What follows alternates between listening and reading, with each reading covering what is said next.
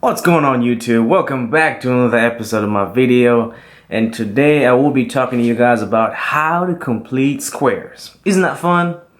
Alright, so completing squares is just one of the methods used to solve a quadratic equation. Alright, and here with me I've got a quadratic equation, as you can see right here, and I will be solving this equation, and by solving I mean finding the value of x using the completing the square method.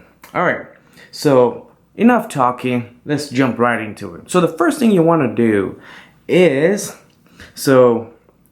you want to put some parentheses here and then just say x squared minus 6, okay? And then you want to close it right there, meaning you're going to insert a certain number there, as we're going to see.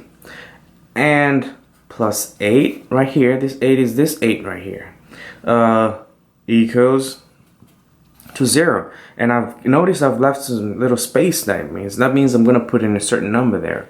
Alright, so now what you do, alright, so the first thing you got to be able to do first of all is before you even go ahead and solve this equation, you have to make sure that your coefficient of the x squared is a 1. Alright, otherwise if it's any number other than 1, it's not going to work. Alright, you have to make it a 1 by dividing by that certain number everywhere, okay? But in this case, we're lucky. I'm going to do another video where my x squared coefficient is any other number apart from 1, alright? Maybe 2, 3. Alright, so this is how we start the problem. Now, what you want to do next is to take one half of this number here, okay? The coefficient of your x term, and in this case we have a negative 6, so you want to take 1/2 of that number, okay? So I'm going to say 1/2 of negative 6, okay? And that's going to give me a negative 3, alright? Right there. And then what I want to do with that negative 3 is square it, okay? And when I do so, it gives me a 9. And now this 9 is what I come and put right in there, alright? And notice it's not a negative 9, it is a positive 9. And I have to take note of that. I have to put in there a plus a 9, alright? Alright, so I'm done with that part. So next what I do, since I've added a 9 on this side, I have to take care of it by subtracting it this side. I don't know if you can see where, okay?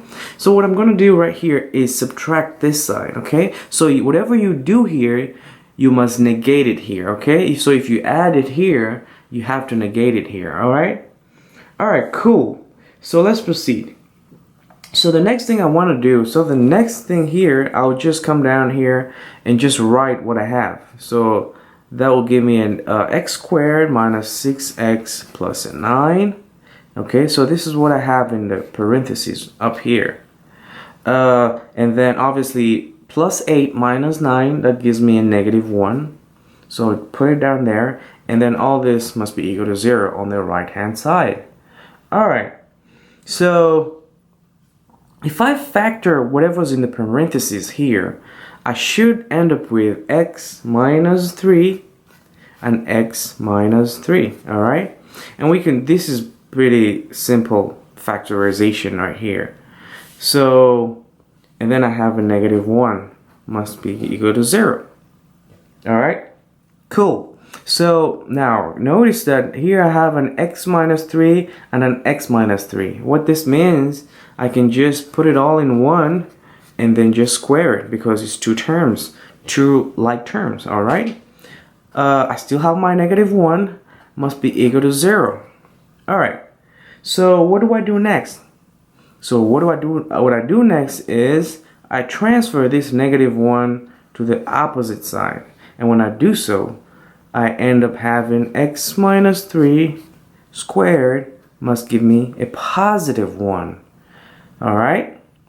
Alright, so the next thing I do is I take the square of both sides, okay? Take square root on both sides. So if I do so, I'm just going to have square root here of x minus 3. That's a square, and then square here. And obviously when I do so here, I'm just going to wind up having a positive and a negative 1. Alright? Alright, so let's continue on to the next page. Let's see if I can open this page. Voila! Alright, so what do I have? So I have a square root x minus 3 squared equals to positive or negative square root of 1. That's what I have so far. And so what I'm going to get after I take the square root, obviously this square here and the square root will cancel. And that will leave me with just x minus 3, alright, must be equal to positive or negative 1, okay? Square root of positive or negative 1 is just 1, alright? Cool. So that gives me two equations. One being x minus 3 equal to 1. That's my equation number 1. And then my second equation is just x minus 3 being equal to minus 1. That's my second equation. Alright? Keep in mind, we're trying to find the value of x. Alright? So we're on track. Don't you worry. I got taken care of you. Okay? Alright. Enough of that. Alright, so this is pretty simple here. It's just algebra. So from the first equation, we can just evaluate that and get our x as 1 plus 3. That's going to give us an x which is equal to 4. Right there. And then for my second equation, which is just x minus 3, must give me a negative 1. So here x is negative 1 plus 3. That ends up giving me an x of 2. Alright? So here are my values of x. First x is 4 and second x is 2. Now, if you want to prove this, what you have to do is just go back to your first equation right here. Okay? Plug in the values of x, both values of x. Trust me, you will wind up having a 0, alright, on the right hand side. Okay, and we can prove that only just, but out of time, I can probably do it in my next video. Alright, so if this video helped you out, please don't forget to like it. Give it a thumbs up. Make sure you subscribe for more great videos. Oh, and before I forget, my next video, I'm just gonna have another coefficient on my x squared just to make it a little more complicated. But it's all the same procedure. So be on the lookout for that next video. Don't forget to like my video, subscribe, and share it. And take care, everybody.